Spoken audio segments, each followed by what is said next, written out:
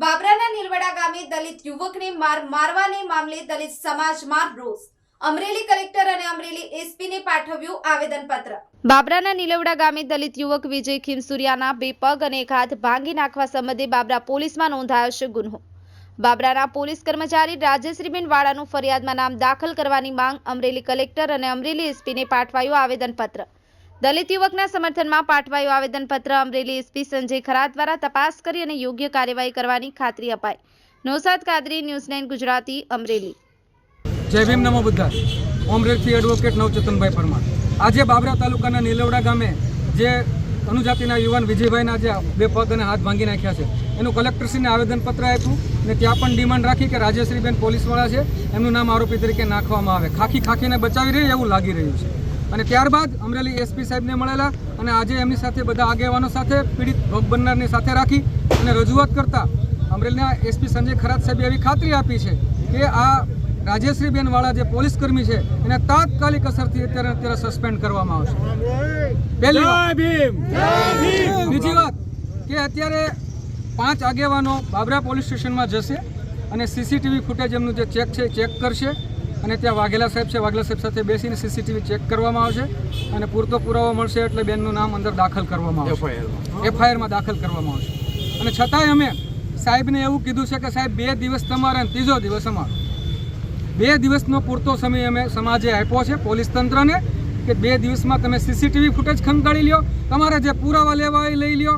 બેનને અત્યારે તાત્કાલિક અસરથી સસ્પેન્ડ કરવામાં આવ્યા છે અને 2 દિવસની અંદર જો નામ ઉમેરવામાં નહીં આવે તો ગુજરાતભરનો અનુજાતિ સમાજ રોડ ઉપર ઉતરી આવશે, પ્રતિક ઉપવાસ કરશે, અનશન કરશે અને જરૂર પડશે તો આત્મવિલોપન કરશે.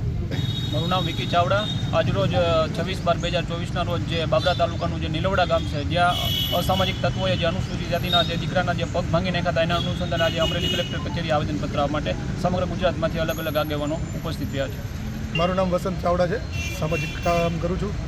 અમરેલી જિલ્લાના બાબરા તાલુકાના લીલવડા ગામે અમુક અસામાજિક તત્વો દ્વારા દલિત સમાજના યુવાનના હાથ પગ ભાંગી નાખવામાં આવ્યા છે અને એ બાબતે એમાં એક પોલીસ પણ સામેલ છે જેને ફરિયાદ આરોપી તરીકે લેતા નથી. એના માટે તેને આજે અમે કલેક્ટર કચેરીએ આવ્યા છે અને આવેદનપત્ર કલેક્ટરશ્રી અને એસપી સાહેબને આપવાના છે. જો આ આવેદનપત્ર આપ્યા પછી યોગ્ય કાર્યવાહી નહીં થાય તો પછી ઉગ્ર આંદોલનની તૈયારી પોલીસ અને કલેક્ટર બંને રાખે.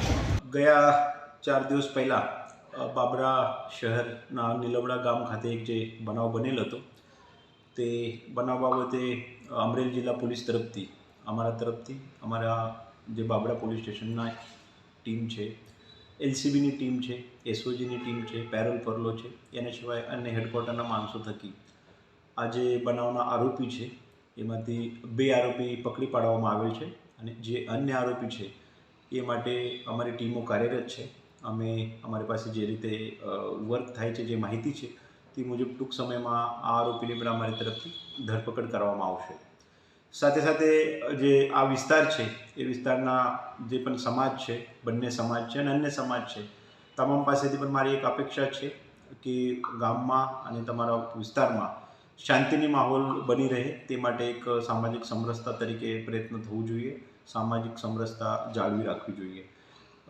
અમરેલી જિલ્લા પોલીસ વડા તરીકે હું સૌને એક બાંહેધરી આપું છું કે આ ગુનાના કામે જે પણ આરોપી છે એની એક સખતમાં સખત કાયદાનું ભાન, કાયદાની જે જોગવાઈ છે તેના હેઠળ પોલીસ બિલકુલ સખતમાં સખત કાર્યવાહી કરશે અને માત્ર હાલ પૂરતી જ નહીં, આ જે સમગ્ર કેસ છે એ સમગ્ર કેસના જે અંત સુધી કોર્ટમાં ચાલશે અને પછી સજા પડશે તે સુધી આ કેસ ઉપર અમે ખાસ ટીમ બનાવીને એક વોચ રાખશું. ઇવન ટ્રાયલ દરમિયાન પણ અમે અમારી પ્રોસિક્યુશન સેલ છે તે થકી એ કેસમાં જે પણ એવિડન્સીસ છે, જે પુરાવા ભેગા કરવામાં આવે છે, હાલ જે ઇન્વેસ્ટિગેશન આવ્યો છે એની પણ બહુ સરસ સારી રીતે તપાસના કામે પુરાવા ભેગા કરવાનું હોય, સાયન્ટિફિક એવિડન્સીસ લેવાનું હોય, ફરિયાદીના અને એના લાગતા ઓળખતા સાહેબોના નિવેદનો હોય છે, અન્ય એવિડન્સીસ હોય છે, તે માટે પોલીસ જરૂરી કાર્યવાહી કરી છે.